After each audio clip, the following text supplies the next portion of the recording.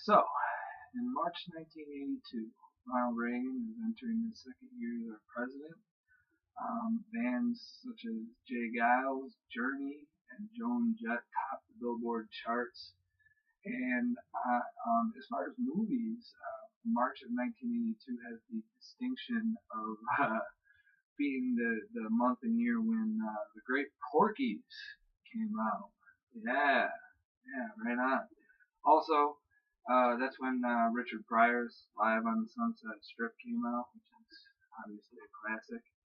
Um, in sports, in March 1982, Wayne Gretzky became the first player in NHL history to score 200 or more goals in a single season. Also, on the basketball, San Antonio Spurs won the highest scoring game in NBA history against the Milwaukee Bucks, 171 to 166 in triple overtime. And 24 hours before I was born, on March 19th, 1982, the great Randy Rhoads, formerly of Quiet Riot, was actually killed in a plane accident. He, at the time, had just released the second solo album by Ozzy Osbourne's band, Diary of a Madman. Prior to that, he was the guitar player on Blizzard of Oz, both of which are two undeniable classics, including such favorites as Flying High Again, Crazy Train, and of course the title track Diary of a Madman. Um, Getting back to Ronald Reagan, in March of 1982, actually on March 10th, 1982, Ronald Reagan issued a proclamation on the Soviet invasion and occupation of Afghanistan. And then 11 days later, on March 21st, 1982, he actually went so far as to name that specific day, including the year, Afghanistan Day, to, quote, commemorate the valor of the Afghan people and to condemn the continued Soviet invasion and occupation of their country. Now, isn't that kind of ironic? 20 years later, we're invading Afghanistan, the same country that Ronald Reagan, as our president in 1982, condemned the Russian invasion of. Hypocrisy? I think so. Fun fact about Ronald Reagan. His full name is Ronald Wilson Reagan. Each of those names has 6 letters, which spells out 666. Ronald Wilson Reagan. It's kind of strange, isn't it? But moving right along in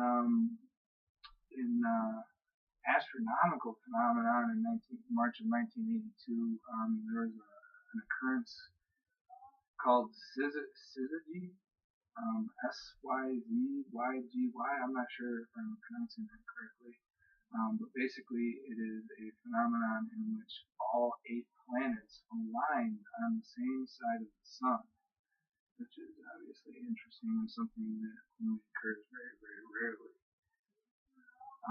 And also, Johnny Carson hosted the 54th Academy Awards, in which Chariots of Fire won 4 Oscars, including Best Picture. Let's see here. The Russian spacecraft Venera 14 landed on Venus and sent back what is apparently useless, pointless data. The whole thing seems like a waste of money, and I can't believe space exploration is even a thing nowadays, given all of the economic and social problems that are plaguing the world.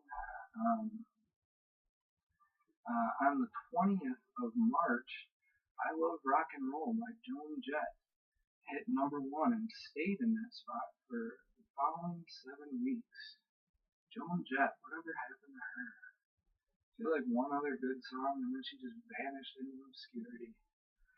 Oh well. Also, on the 26th, Paul McCartney and Stevie Wonder released the single Ebony and Ivory, which I'm sure, a lot of people would agree with me is one of the single worst singles of all time.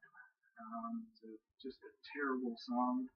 I don't know. I guess certain people like it, but personally, I think it's god awful.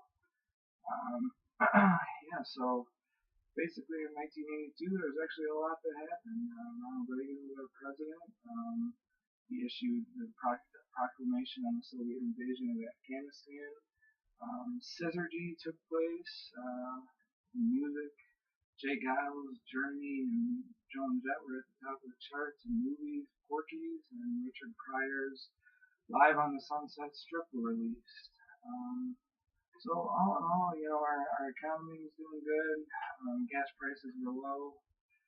Things were good in the United States. So as much as I dislike Ronald Reagan, I have to admit that economically and everything like that, we were doing really good. He was the follow-up president to Jimmy Carter. A lot of people, demonize Jimmy Carter as one of the worst presidents in American history.